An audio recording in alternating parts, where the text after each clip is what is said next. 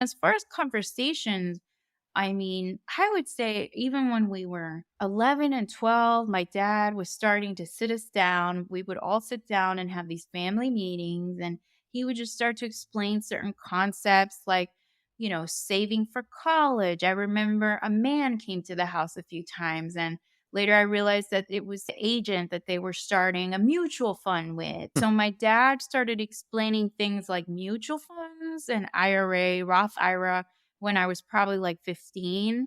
He Okay. really Wow. also talked a lot about money in terms of a car, and this is what a car will cost, and this is what insurance will cost. So I feel like similar to what you've suggested, it was an everyday part of our life It as was like, far what's as for money. dinner? Talking about the Yeah. menu, no different. So yeah, it was an everyday part of our life. But and then as I got older, I very distinctly remember, before I went to college, we're gonna start this credit card. We're gonna open it in your name, and this is how you're gonna use it. Advice on like paying it off every month, and what it means to be in debt. This is how you build a credit score, and this is why it's really important to have a good credit score. So this is amazing. Um, So you had a really good yeah, foundation from a pretty young age, more than most. yeah. So you would think. Ah, yes, this is a good transition. Okay. So I think about this sometimes, Alec, because I'm like, you would think by now.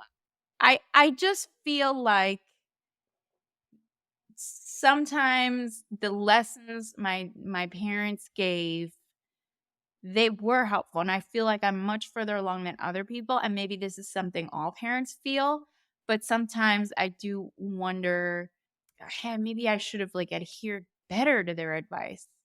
And I That have is been interesting. thinking about that a little more lately in terms of, for example, different points in my life. I was in debt, credit card debt, and then I got out of it, and then I would get into it again. My retirement's okay. I have one. Most Americans don't have one. I'm probably, better off than a lot of people, but when I think back on like what I plan to do with my daughter in terms of compounding interest at such a young age, I'm like, wow, if I had really taken the lessons to heart and, just been investing as regularly as my parents were reminding me, what would I have now? And so I think they did an awesome job. I do wonder sometimes if maybe the missing link could have been the experiential learning at a younger age. That's what I was gonna say, because I know, like, you and I have been talking a lot about this BYU study that came out Hmm. recently, and what it showed is that, for listeners, what it showed was that we learn in the house growing up from experiential stuff, or whatever those lessons are and those methods. We learn from when our parents tell us stuff, and we learn from good parent modeling. So it sounds like those second and third, you definitely had plenty of. It's that first that was lacking, and what the research showed was that experiential stuff, that's the most important thing. That's the most impactful. That's what works over the course of years and decades. I Yeah, would that say that's it. I have thought about that recently, just working with sense of responsibility, and again with my Montessori background. Nothing replaces that hands-on learning, and so that's something both for Montessori and sense of responsibility. And I think it depends on the age too.